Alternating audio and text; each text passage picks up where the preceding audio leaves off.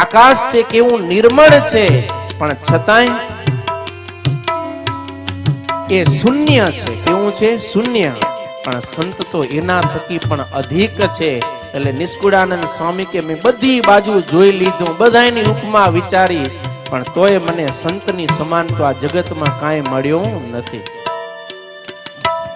ઓ કામ દુઘા કલ્પતરુ પારસ ચિંતામણી ચાર, સંત સમાન એકે નહીં મેં મનમાં કર્યો વિચાર.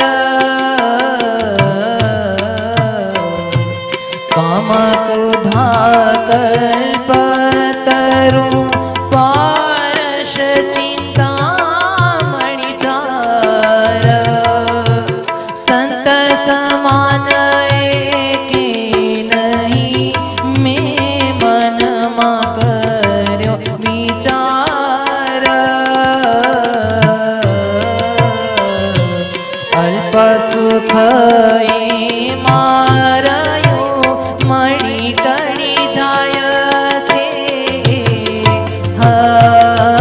સંત સેવે સુખ ઉપજે રહે અખંડ ટળ એ.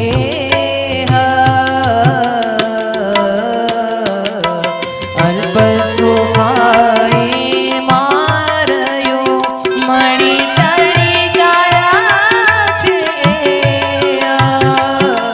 સંત સેવે સુખ ઉપજે રહે અખંડ અટળ એ. રહે અખંડ અટળ એ. રહે અખંડ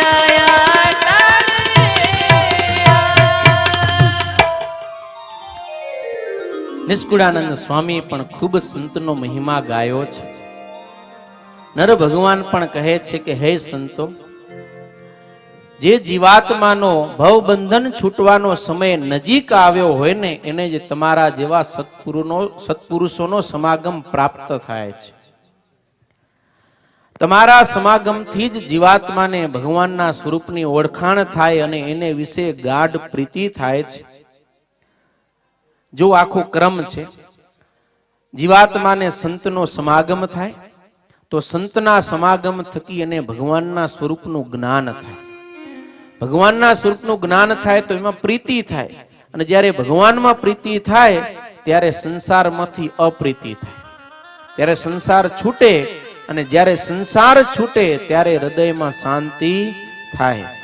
હવે હૃદયમાં શાંતિ થાય ત્યારે પછી શાંતિથી ભગવાનનું ભજન કરી શકે, અને ભજન કરે ત્યારે દેહને અંતે ભગવાનના ધામને પામી શકે. સમજી ગયા? ભજન કર્યા પહેલા પણ વિષય છોડવા પડે. જ્યાં સુધી વિષયની અંદર આપણને આસક્તિ છે ત્યાં સુધી જેવું જોઈએ એવું ભજન થતું નથી. માટેનું મૂળ છે સંત સમાગમ. સંત સમાગમ થકી જ આપણને જીવનની અંદર જે કઈ દુર્ગુણો છે એ ટળે છે ને સદગુણો આવે છે. માટે સંતનો સમાગમ નિત્ય નિરંતર કરતા રહેવું.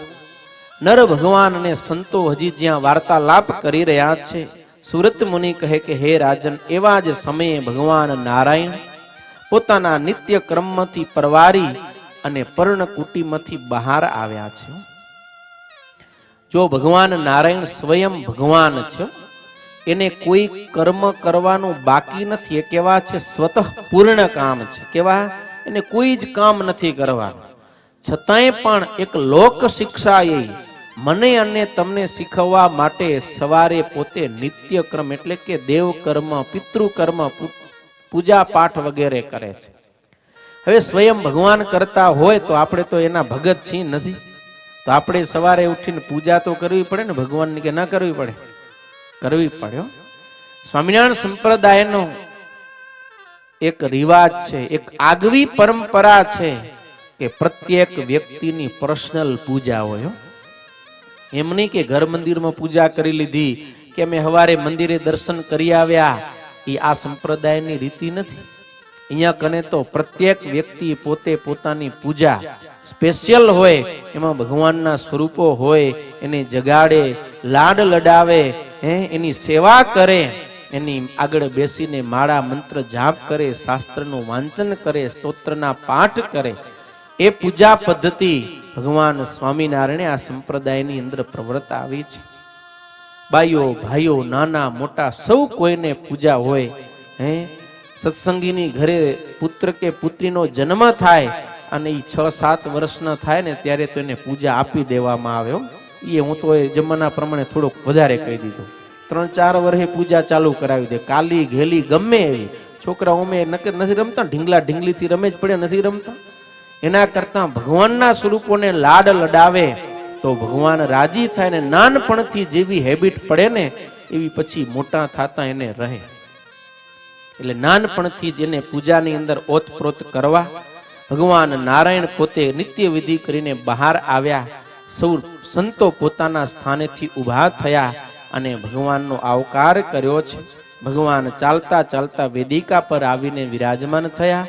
સૌ સંતોએ પ્રણામ કર્યા છે. ભગવાન નારાયણ પણ ખૂબ પ્રસન્ન થયા છે અને ભગવાન નારાયણે પણ સ્વાગત પ્રશ્નોથી સંતોનું સ્વાગત કર્યું. ભગવાન નારાયણ કહે છે કે હે સંતો, તમે મને અતિશય પ્રિય છો. કેવા પ્રિય છો? ગોલોકાદિની ધામાની તથા યોગ સમૃદ્ધય બ્રહ્માદયો બલિહરા યથાયુયમ નતે પ્રિયા. હે સંતો, તમે તો મને એવા પ્રિય છો કે હું તો મને મારું ગોલોક ધામ પ્રિય નથી, અષ્ટ સિદ્ધિ મને વાલી નથી. અરે નિત્ય નિરંતર અનેક ઉપચારો વડે મારી જે પૂજાઓ કરે છે બ્રહ્માદિક દેવો, એ પણ મને એવા વાલા નથી કે જેવા તમે મને વાલા છો. અરે સંતો, હું વધારે તો શું કહું? ન તથા મે પ્રિયતમ આત્મ યોનિર ન શંકર ન ચ શંકર શણો ન શ્રીર નૈવાત્મ ચ યથા ભવાન. કોક દી નિરાંતે આ સત્સંગી જીવનને હાથમાં લઈ અને બેસજો, વાંચજો ને વિચારજો. સ્વયં નારાયણ પોતે આ સંતનો કેટલો મહિમા ગાય છે. શું કહે? ન તથા મે પ્રિય તમઃ આત્મા. મારો આત્મા એટલે કે હું સ્વયં પણ મને એટલો પ્રિય નથી કે જેટલા હે સંતો તમે મને પ્રિય છો. લ્યો, અરે શ્રીર પોતાની પત્નીઓ લક્ષ્મીજી એ કીધું કે ન તે પ્રિય, મારી અર્ધાંગીની લક્ષ્મી ઈ પણ મને એટલી વાલી નથી કે જેટલા સંતો તમે મને વાલા છો.